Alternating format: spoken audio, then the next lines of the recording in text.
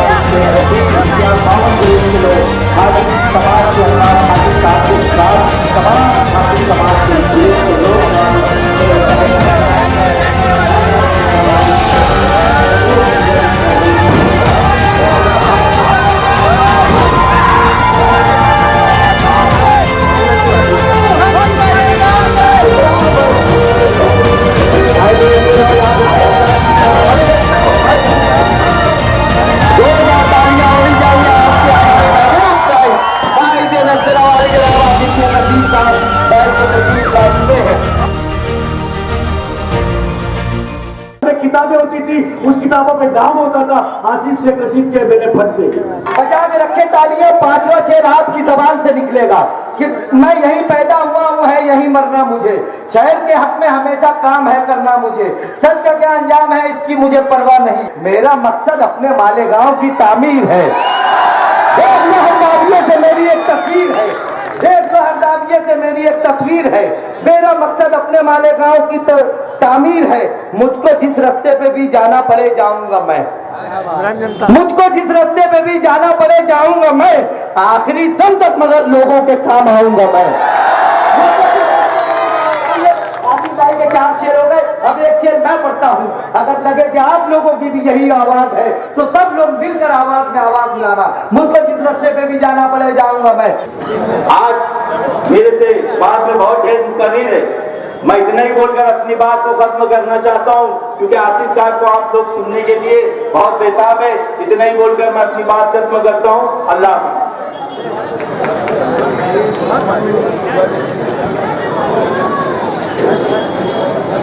सलमान भाई ग्रुप की दुआई रोड की तरफ से हम इस्तेमाल करते हैं इदारा काजी शरफुद्दीन। नामा में बोलो, रोजनामे में बोलो, मुकामी अखबारों में आमदार की गैर हाजिरी का एहसास अखबार के तर्जुमान लोग दिलाते रहे। उनका शुक्रिया कि उन्होंने कम से कम इनके मुर्दा जमीर को झिझोड़ा और इनके अंदर एक छोटा सा इंसान जागा, लेकिन उस इंसान ने सब वली में जाकर के इस शहर को बदनाम किया। दोस्तों और साथियों, 21 मुकरी ड्राफ्ट कमेटी ने नहीं बोली। इन्होंने मालेगांव शहर की तालीम और फला बहबूद पर कुछ नहीं बोला। फरीद शेख साहब, याद मोहम्मद शकील भाई फकीर वाला, मुजीब सर साहब, मोहम्मद साहब और नौजवान ने रौनकाबाद और बुजुर्ग हजरात रौनकाबाद के जोरदार तालियां आप सभी लोगों की तरफ से होनी चाहिए। राज्य मुख्यमंत्री रफीक साहब का इस्तेमाल किया जा रहा है, सदर मौसूफ राकेश वाला साहब का इस्तेमाल। बच्चे जो है वो तालीम हासिल करके आगे जाए ताकि उनके आने वाली नस्लें सुधरे। ये तुम हमने रोक लगाई, तुम हम जिम्मेदार है उसमें। आज शेख आसिफ कभी अंदर बन जाते, सही ढंग से सोच कभी तुम्हारी हमारी रहती, साथ मिनिस्टर रहते थे, ये करने की जरूरत भी नहीं पड़ती तुमको हमको। मिनिस्टर काम करने के उमंग है, सिर्फ तकरीर करने से कामकाज नहीं होता। तो एक आधा मेंबर उठेगा, मेंबर बन जाएगा, हॉल में जाएगा, महापौर के सामने बोल देगा मेरे पूरे वार्ड की गटरे बन जाए, मेरे पूरे वार्ड के रोड बन जाएंगे। अरे उसके लिए ये बनाना पड़ेगा, इस्टीमेट बनाना पड़ेगा, वर्क ऑर्डर लेना पड़ेगा, बजट डालना पड़ेगा, उसके बाद में रोड गटर का काम होगा। सिर्फ मुंह से बोलने से नहीं होने वाला। और तुमने हमने सिर्फ जबानी जमा खर्चा करने वाला आमदार चुन के दे दिए। अरे काम करने वाला आमदार होना था कि जबानी जमा खर्चा करने वाला आमदार नहीं चलने वाला। तो तुम्हारी हमारी गलती हुई, ये आप लोगों ने भी तस्लीम कर लिए, मैंने भी तस्लीम कर लिया। अब उसका माहौल का शहर के लिए सुधारने के लिए, अच्छे माहौल में आ जाने के लिए आप लोगों ने जो चेंजिंग दिखाई, ये मैं आप लोगों को मुबारकबाद देते हुए अस्सलाम वालेकुम। कि झूठ सच से जीत कर भी जेर ही रहता है दोस्त, शेर जख्मी भी हुआ तो शेर ही रहता है दोस्त। सच से जीत कर भी शेर ही रहता है दोस्त, झूठ सच से जीत कर भी शेर ही रहता है दोस्त। शेर जख्मी भी हुआ तो शेर ही रहता है दोस्त, शेर जख्मी भी हुआ तो शेर ही रहता है दोस्त। हमारे अपने सरपरस्त अलहाज नसीम खान साहब मंच पे तशरीफ फरमा, माजी नगर सेवक, सभी हमारे मेरे अपने साथी, नौजवान साथी, बुजुर्ग हजरात, जिम्मेदारान और इस जलसेगाह के अंदर तशरीफ फरमा हमारे सभी बुजुर्ग हजरात, नौजवान साथी और जहां तक मेरी आवाज जा रही है ऐसी मेरी मां और बहनें, सबसे पहले मैं आप लोगों का शुक्रिया अदा करता हूं कि आप लोगों ने जलसे को कामयाब बनाया। और मैं शुक्रिया अदा करता हूं, जब मैंने पहला इलेक्शन कारपोरेशन का लड़ा, हजार खोली से लेकर शहीद अब्दुल हमीद तक की आवाम का, कि उन लोगों ने मुझको पहला इलेक्शन के अंदर कामयाबी दिलाई। 2005 में 50 से ज्यादा वोटों से मुझको मालेगांव शहर का मेयर बनाया।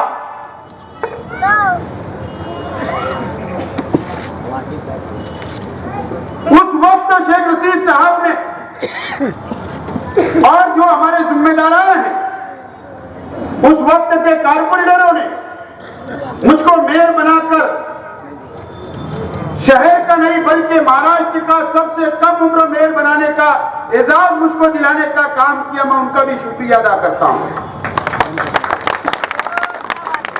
उसके बाद 2007 में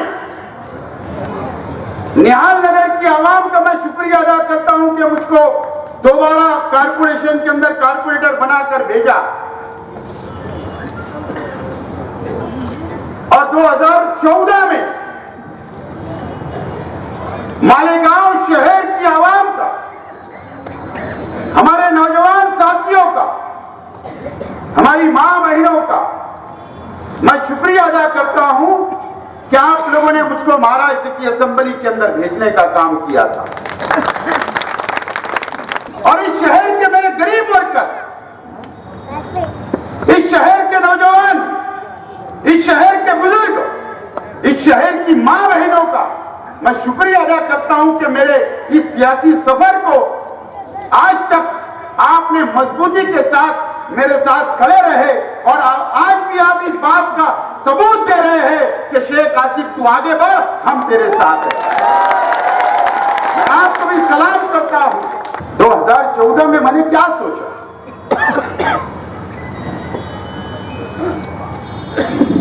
मैंने उस वक्त भी इस बात का ऐलान किया था कि मैं रोड और गटर की सियासत नहीं करता।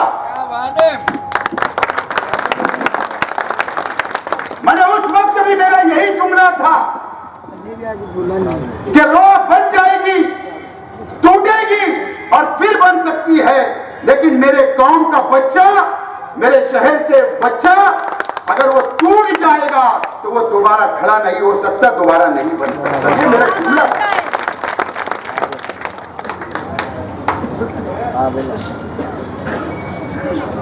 मैं उन मेरे नौजवान साथी और बुजुर्ग हजरात को भी सलाम करता हूं कि 2013 के अंदर जब हमने सोचा कि हमको मुसलमानों को रिजर्वेशन चाहिए, नौजवानों को रिजर्वेशन चाहिए, नौकरियां चाहिए, और जब हमने ऐलान किया इसी बड़ी मालेगांव हाई स्कूल के पास कि हमको मालेगांव से मुंबई जाना है और कांग्रेस की सरकार थी और हमने फैसला किया और मुंबई गए, इसके लिए, इसीलिए कि मैंने ये सोचा था कि मेरे शहर का नौजवान सरकारी नौकरियों पे चला जाए, उसको रिजर्वेशन तालीम हासिल करे, उसको रिजर्वेशन मिले, यही सोचा था, कोई गलत नहीं सोचा था।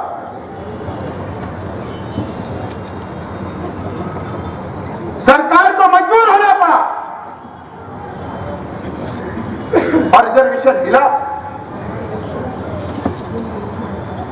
सरकार बदल गई 14 में, हमारा रिजर्वेशन खत्म हो गया और जिस वक्त असेंबली के अंदर मैंने उम्मीदवारी की 2014 में,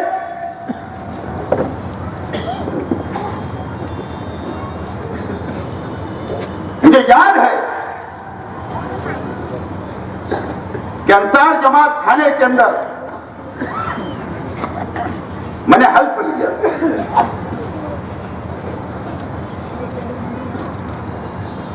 और हल्फ ये लिया था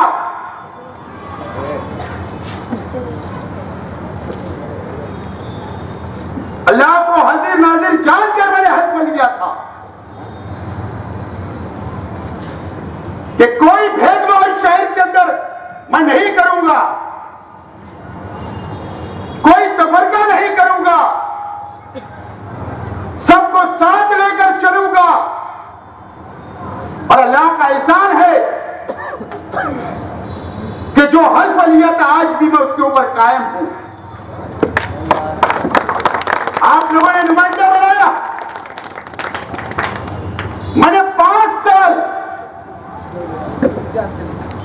इस शहर के लिए मैंने अपने आप को वक्फ कर दिया था। क्या मैंने सबको साथ नहीं लेकर चला?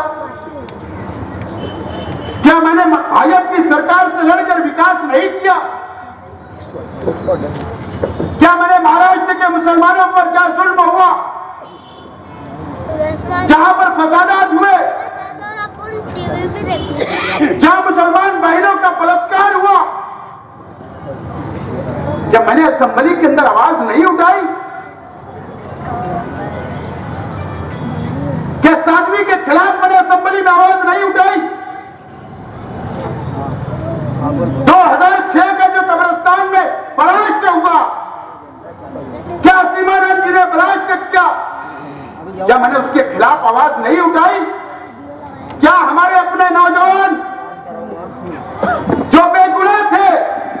जब महाराष्ट्र के अंदर असेंबली के अंदर उनके ताल्लुक से आवाज नहीं उठाई, क्या गौ रक्षा समिति के खिलाफ में आवाज नहीं उठाया? एक छोटे से कस्बे के अंदर अगर मुसलमान को चोट लगती थी और मेरे तक वो बात आती थी तो वो भी मैंने महाराष्ट्र असेंबली के अंदर आवाज उठाने का काम किया। मेरा सवाल है शहर के बुनकर भाइयों से, क्या इन 5 सालों के अंदर कभी ऐसी नौबत मैंने आपको आने दी कि आपको मंत्रालय की सीढ़ी चढ़ने दिया? क्या आपके लिए आवाज नहीं उठाया?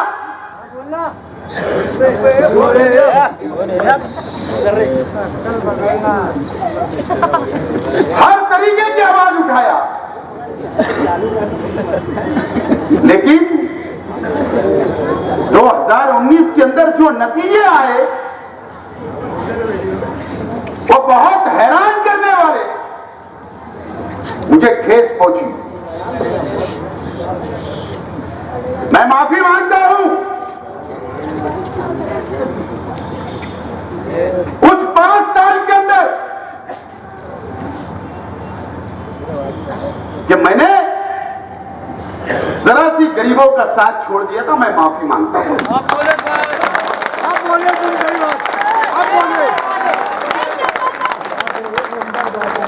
लेकिन आपको सलाम भी करता हूं कि मेरी गलती होने के बावजूद आप लोग 19 में मेरे साथ खड़े रहे और 80,000 वोट आपने दिलाया। मैं आपको सलाम करता हूं। लॉकडाउन में जो आप लोगों ने देखा ये शहर कितनी मुसीबत में था,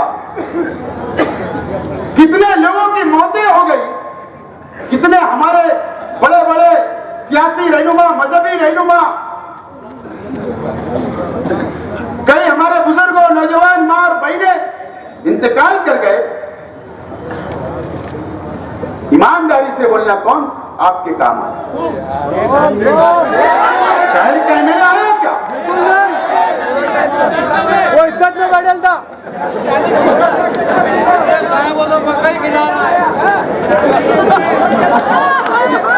और मुसर्रा चौक की मेडिकल संभालता हो। आप लोग बोल रहे हैं इज्जत में बैठे, और मैं भी बोल रहा हूं,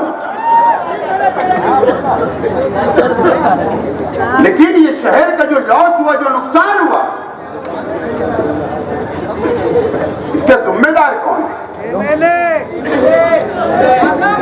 कौन है जिम्मेदार?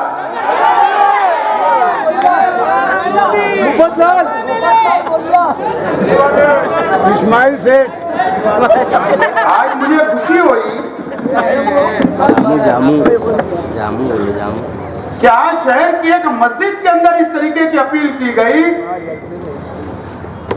कि लॉकडाउन है, जहां गर्दी जमा होने वाली है वहां मत जाइए। शहर में 140 दफा लगी है, 4 लोग एक जगह जमा नहीं हो सकते। इशारा कहां था? आज के अंदर मत जाओ। इशारा था। खुशी हुई, कम से कम हमारे वर्करों की ताकत को अंदाज तो लग गया है कि अभी हम खत्म नहीं हुए। अब तो ज्यादा तवज्जो गुरुवार वार्ड में रहने वाली है मेरी भी।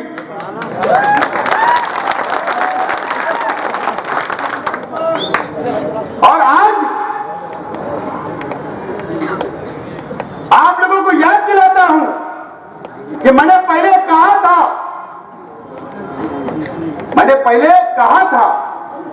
कि अगर कोई वर्कर को कोई हाथ लगाता है पुलिस स्टेशन चले जाओ, एक एक केस की बात जरूरत है। उस दिन से इसको गाली भी नहीं दे।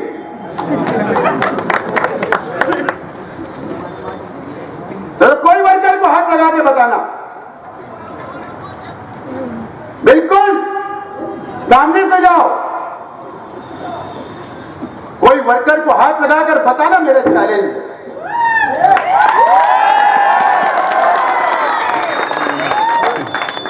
और कई लोगों को मैं देख रहा हूं सोशल मीडिया के ऊपर पुलिस डिपार्टमेंट को भी पता रहता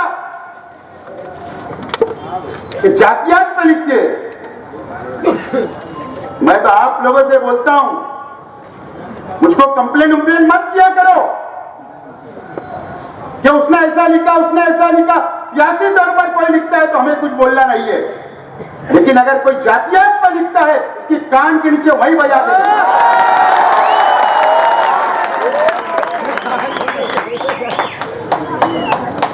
और कभी हम लोग रायन चाले नहीं आते हमको, कभी पॉलिटिशियन के बाहर जाके धरना उड़ना नहीं देते हम मोर्चा लाएंगे, कार्रवाई करो। हम एसपी ऑफिस में धरने पे बैठ जाएंगे। ये बुजदली का काम हमको आता नहीं। कुछ नहीं हुआ अभी तक। मारे मरद, मार खाए मरद, ये हमारा उसूल है। और जब मैंने कांग्रेस पार्टी से इस्तीफा दिया तो शहर के अंदर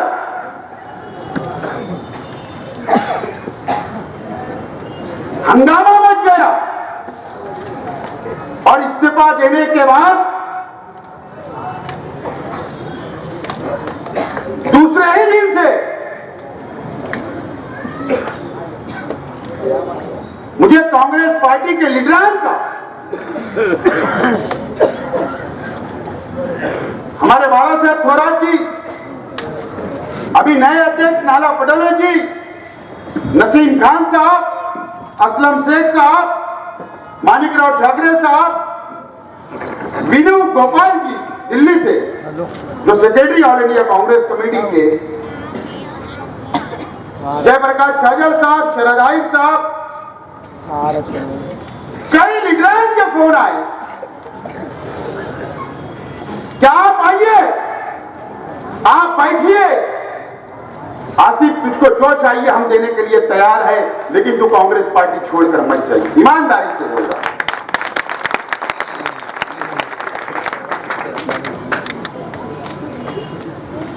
लेकिन मैंने एक बात उनसे कहा कि शायद आपको मेरी जरूरत नहीं है, और आज मैंने इस्तीफा दिया और मैंने शहर की आवाम के ऊपर छोड़ा हूं, मेरे वर्करों के ऊपर छोड़ा हूं। मैं मेरे वर्करों की राय लूंगा, उनसे मशवरा करूंगा, और जो राय आएगी उसके बाद मैं फैसला करूंगा। उसके लिए उससे पहले मैं आपके साथ नहीं बैठ सकता। जो 1 मार्च हम लोग गए थे 13 में रिजर्वेशन के लिए, सरकार बनने के बाद मैं गया मेरी पार्टी के लीडरान के पास कि सरकार जो बनी है वो कॉमन मिनिमम प्रोग्राम के ऊपर बनी है, मुश्तरका एजेंडा बना है।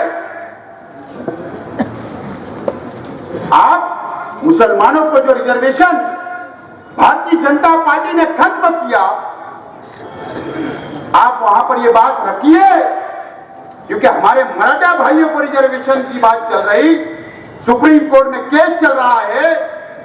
हम भी चाहते हैं कि मराठा भाइयों को मिलना चाहिए, लेकिन मैंने कांग्रेस पार्टी के लीडरान से कहा कि आप कैबिनेट के अंदर बात रखिए, सरकार के बीच में कॉमन मिनिमम प्रोग्राम जो बना उसमें बात रखिए कि जो मुंबई हाई कोर्ट ने रिजर्वेशन दिया कि महाराष्ट्र के मुसलमानों को मिलना चाहिए। जाके मैं मिला, मैंने कहा कि इस महाराष्ट्र के मुसलमानों की बहुत, नौजवानों को बहुत उम्मीद है। इस महाराष्ट्र के मुसलमान अपने बच्चों के लिए, तालीम के लिए, आला तालीम के लिए, सरकारी नौकरियों के लिए रिजर्वेशन मांग रहे। आप अपनी बात को रखिए वहां की सरकार के पास, लेकिन 15 महीने मेरी बात को नहीं सुना गया, नजरअंदाज किया गया। कांग्रेस का मेयर है, कांग्रेस की मेजॉरिटी है, सरकार हमारी बनी, तो हमको झोपड़पट्टी के इलाकों के अंदर झोपड़पट्टी के इलाकों के अंदर रास्तों के लिए, शहर के मेन रास्तों के लिए विकास निधि दिया जाए, डेवलप निधि दिया जाए। हमने बड़ी फहरिस्त तो मैंने बनाकर शेख रशीद साहब के साथ में जाकर हमने दिया हमारे नेताओं को कि शहर के अंदर विकास और डेवलप का फंड दिया जाए। 15 महीने गुजर गए, लेकिन अगर 1 लाख रुपया अगर हमारी सरकार से हमको नहीं मिल पा रहा तो मैंने क्या करना चाहिए? भाजपा की सरकार नहीं देती तो हम मान सकते थे, लेकिन हम हिस्सेदार हैं और हिस्सेदारी हम बराबर के हिस्सेदार हैं। हमको विकास निधि मिलना चाहिए शहर के डेवलप के लिए, शहर के विकास के लिए, क्योंकि शहर के जो नुमाइंदा है वो तो नाकाम हो चुका, तो मिलना चाहिए। नजरअंदाज किया गया। और अगर हमारे जैसे लोगों के काम नहीं हो रहे हैं तो आपसे मेरा सवाल है कि उस पार्टी में रहना मेरे लिए ठीक था या नहीं था? मुझे रियासती लीडरान से मुझे बहुत दिक्कत थी। अगर हमारे नौजवानों का काम नहीं हो, हमारे मुसलमानों का काम नहीं हो, हमारे शहर का विकास नहीं हो, हमारे शहर का डेवलप नहीं हो, मजदूरों का काम नहीं हो, बुनकरों का काम नहीं हो, मैंने फैसला किया पहले हाथ उठाकर बोलो कि जो मैं ऐलान करूंगा आप लोग मेरे साथ हो ना, ताकत बनकर पूरी ताकत के साथ कारपोरेटर से लेकर एमएलए तक आप साथ रहे और आगे भी साथ रहेंगे।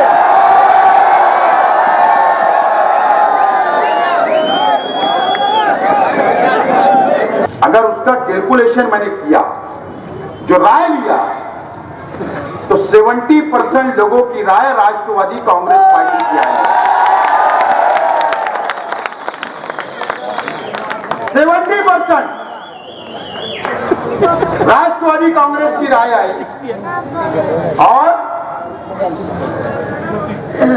सेकंड नंबर पर शिवसेना की आई, थर्ड नंबर पर आप पार्टी की आई।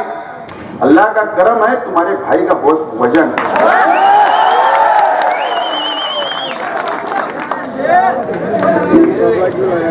बहुत वजन, अल्लाह ने बहुत इज्जत से नवाजा। आप लोगों की दुआएं आला लीडरान से हुई और उन्होंने मुझसे वादा कर रहे हैं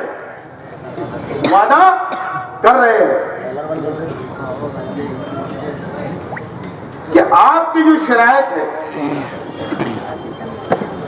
आप जो शहर के लिए चाहते हो, हम उसके लिए तैयार हैं कि 90% बात मैंने कर चुका हूं। 90% बात मैंने लीडरान से कर चुका हूं, लेकिन मैंने 10% रोक के रखा हूं। अब 10% क्यों? मैं वापस भी हो सकता हूं, फिर आपसे मशवरा भी कर सकता हूं। जो मैंने ड्राफ्ट कमेटी बनाई, जो ये मेरे हाथ में है, ड्राफ्ट कमेटी ने क्या कहा, मेरे को क्या कहा, और मैं उसकी दलील भी दूंगा। थोड़ा वक्त तो 5 मिनट और को इंतजार करना पड़ेगा। उन्होंने कहा कि आप बात करो। मैंने कोई जाकर एनसीपी से वादा करके नहीं आया, अभी सिर्फ बात चल रही है। लेकिन उन्होंने कहा कि मुसलमानों को रिजर्वेशन का जो आपका शिद्दत से मुतालबा रहा, उसके बारे में बात करिए। उसमें वो क्या बोलना चाहते हैं, क्या वादा करना चाहते हैं। दूसरी बात उन्होंने कहा कि एनआरसी CAA के बारे में एनसीपी लीडरान क्या चाहते हैं, आप बात करिए, वो हमसे क्या वादा कर रहे थे। तीसरी बात उन्होंने कही जो ड्राफ्ट कमेटी ने दी कि 122 जो असंगठित कामगार, जो पावर लूम मजदूर, फ्रूट वगैरह, जो मैंने कहा, उस बोर्ड के अंदर पैसा डालने वाले हैं या नहीं, उसके बारे में बात करिए। चौथी बात उन्होंने कहा ड्राफ्ट कमेटी ने मालेगांव शहर को इकलौती जिला बनाया जाएगा क्या। पांचवी बात उन्होंने कही कि मालेगांव शहर के रास्तों समेत मुजाफात के इलाके झोपड़पट्टी के अंदर खुसूसी फंड मिलेगा क्या। छठी बात कही कि पावर लूम से जुड़े हुए मजदूर, मुकादम, बेघर लोग हाउसिंग मिनिस्ट्री से कि मालदा घरकुल योजना के अंदर उनको मकान मिलेगा क्या। सातवीं बात कि मुसलमानों को मौजूदा शाह बिरादरी मुस्लिम मेथड और जो 22 मुसलमानों में अलग अलग ओबीसी है उनका जो मसाइल है उसके ऊपर बात करें कि उनका मसला हल होगा क्या। आठवां सवाल जो ड्राफ्ट कमेटी ने मुझे दिया कि बात करो, मालेगांव शहर में गरीबी की सतह का नीचे जो सर्वे अभी तक रुका है, कई गरीब परेशान है, वो होगा क्या, वो बात करो। नौवा जो मुद्दा है, एमआईडीसी के अंदर, साइना एमआईडीसी के अंदर जमीन एक्वायर की जाएगी क्या, और D plan zone development plan जो हथवाड़ का है उसके अंदर सनती जोन डिक्लेयर किया जाए। 10वां सवाल जो मुस्लिम बस्तियों को के अंदर जितनी मस्जिद है, जितनी ईदगाह है, जिनकी खानकाह है, कब्रिस्तान है, वक्फ बोर्ड के मसाइल हल होना चाहिए, ये बात करो। मालेगांव के अंदर जो आईटीआई कॉलेज मेरे वक्त में मंजूर हुआ, सीनियर कॉलेज, जूनियर कॉलेज की बात करो। हमारे बीओएमएस डॉक्टर्स को जो सरकारी नौकरियां नहीं मिलती उसके ताल्लुक से बात करो। 13 मालेगांव जनरल हॉस्पिटल में हर किस्म का इलाज होना चाहिए, उसके लिए मशीनरी मांगो। 14 मालेगांव जनरल हॉस्पिटल में जीवनदायी स्कीम शुरू की जाए ताकि गरीब भाइयों को उसका फायदा हो। और 15 गौवंश कानून के अंदर तरमीम की जाए। ऐसे 15 सवाल जाकर बोले एनसीपी के लीडरान से आप बात करो, अगर इस पे वादा करते तो आप एनसीपी में चले जाओ, ऐसा ड्राफ्ट कमेटी ने कहा।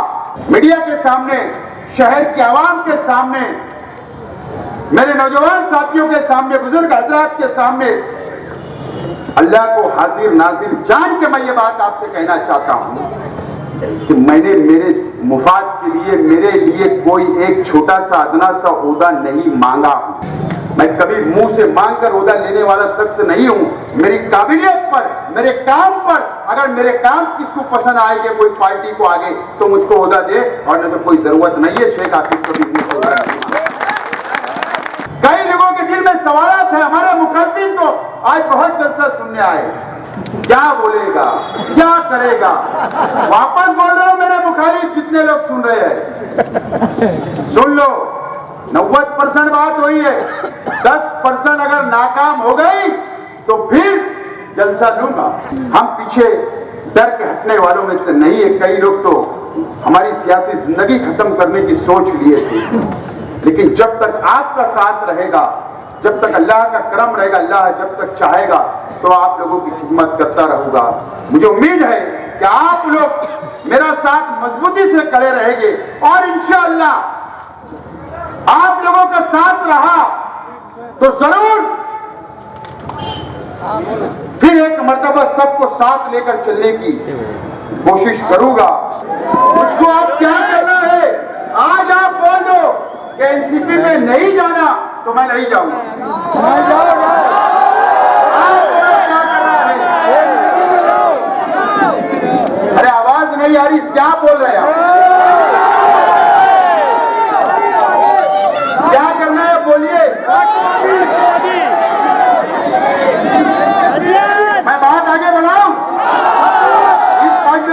इस 15 मुतालबे के साथ, और अगर आ जाएगा, अगर यस हो जाएगा ये हमारे मुतालबे, तो प्रेस कॉन्फ्रेंस लेकर शहर को इतला दे दी जाएगी कि मैं फला पार्टी में इस दिन, फला तारीख को प्रवेश करूंगा। बहुत बहुत शुक्रिया, बहुत बहुत शुक्रिया। आप लोगों ने अपना वक्त निकाल कर जलसे को कामयाब किया, और नौजवानों का जिन्होंने इस जलसे को कामयाब बनाने के लिए मेहनत की, बहुत बहुत शुक्रिया। खुदा हाफिज़। आज का ये जलसा आपने किस लिए लिया था और क्या तय पाया?